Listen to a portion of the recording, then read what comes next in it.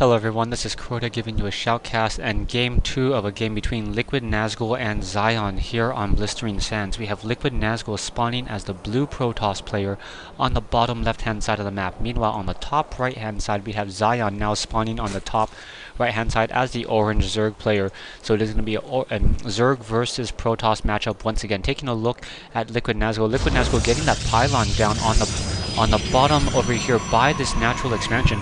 And what this really tells me is that LiquidNazgul will probably be putting down a gateway right here, followed by a forge. We've seen this strategy used by, I believe, LiquidNazgul in the past. It really works out well as roaches are really unable to push through. So there's that gateway. Forge most likely going to be here. A cannon right here with a range of 7, able to shoot down roaches while those roaches are trying to take down that gateway, and that's going to really work out.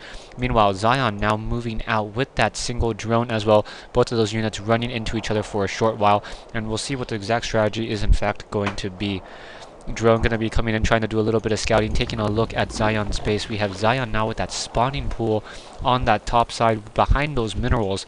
So we'll see if in fact Zion goes for an early gas or if he's just going to be producing Zerglings.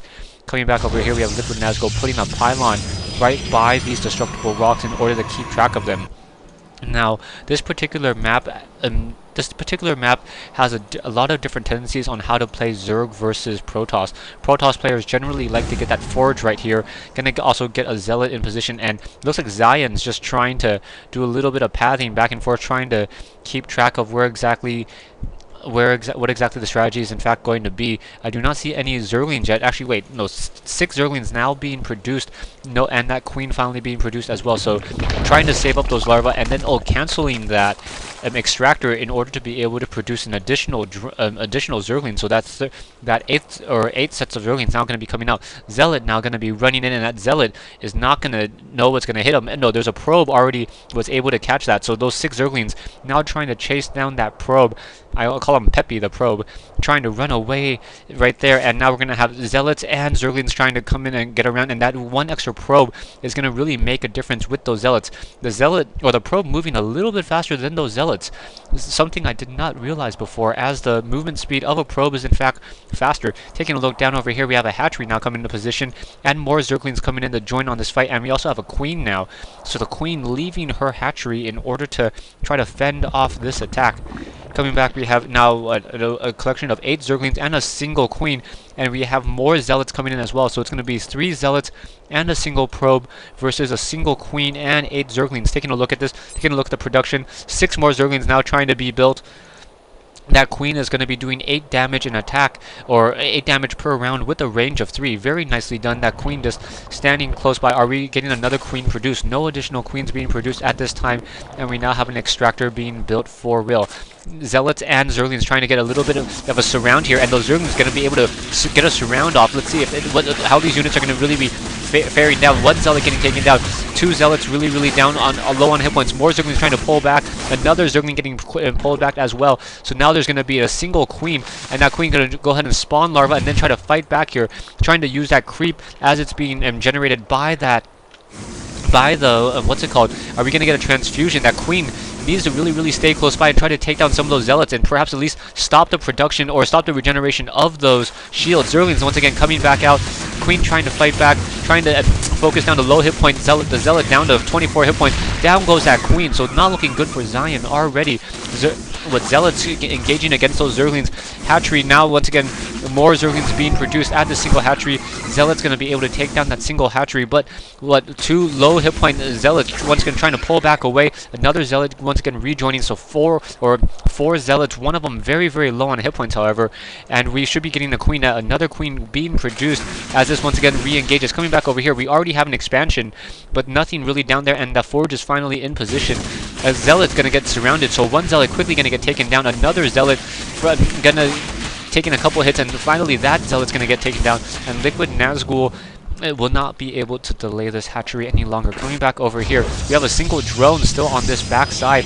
Overlord overlooking this Nexus. Taking a look at the income count right now, Zion sitting on only 16 harvesters compared to LiquidNazgul's 27, so definite economic advantage over there. Zergling's going to try to surround that And this poor Zealot, and that Zealot is going to have a very difficult time trying to get back close within range of that cannon, and down, and a nice surround to take down one poor Zealot. Coming back over here, LiquidNazgul getting a photon cannon, and that poor Overlord, however, may get shot down. Let's see, trying to fly back away. If LiquidNazgul moved that probe over there, perhaps would have been able to shoot down that Overlord. Taking a look once again, Zerglings still moving around the field. I do not see a tier 2 tech coming in from Zion yet. I don't see roaches being trained or just mass Zerglings. So Zion definitely in trouble at this stage in the game. Large number of Zerglings, but without the adrenaline boost, is not going to be able to do that much. Looks like he just heard me, and now is going to get that metabolic boost in order to move those units a little bit more quickly. Those photon cannons, however, are really going to be able to protect this front door, as those Zerglings are just going to be running up against that gateway, unable to really surround it, not going to be able to really take it down. Those photon cannons only needing to fire twice to take out a single Zergling. Coming back over here, LiquidNazgul taking a look at his income. His harvester count is now up to 37. Gonna go ahead and start getting some additional gas out of that assimilator. And now we have a Zealot moving out. How did that Zealot actually get out, I wonder? Perhaps, no, I don't see how that Zealot was able to sneak on out. I don't see any warp gate. Oh, there is in fact warp gate, so perhaps, wow, how was he able to sneak out of there? Anyways, now a single Zealot now doing some scouting.